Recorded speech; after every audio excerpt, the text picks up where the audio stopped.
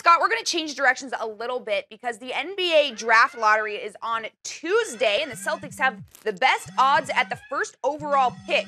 Unfortunately for them, the best prospect in this draft, Markelle Fultz, plays point guard. Isaiah Thomas also plays point guard.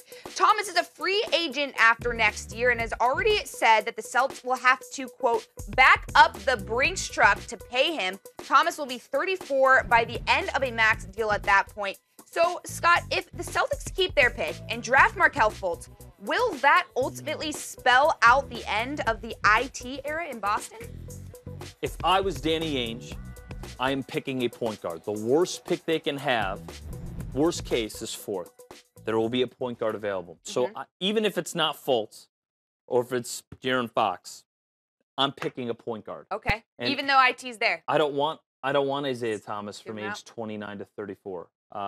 And I don't want a 5'9" point guard who shoots first at age 32, 33, 34, when we're going to have an incredible amount of ingredients to have a great recipe to take the baton from Cleveland for whenever that is, if that ever is, at the turn of this decade. And I don't want a 5'9", 33-year-old guy getting paid $38 million hitting my cap, and the cap's not going to expand drastically as it was the last 3 years.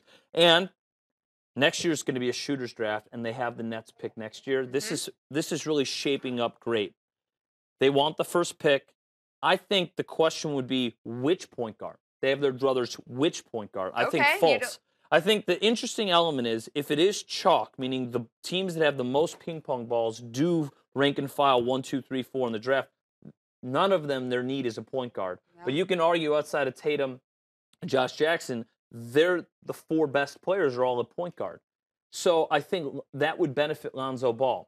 If you already have a floor general point guard, draft Lonzo Ball. If you don't for sure in the future, you get Fultz. And that will be a telltale. Yeah. If they draft Lonzo Ball, maybe they're more inclined to keep Thomas. I don't think it's going to be the case. I think Isaiah Thomas is going to play for a different team in 24 months. Okay, Celtics obviously still in the playoffs. Do you see them ever winning a championship with IT at point?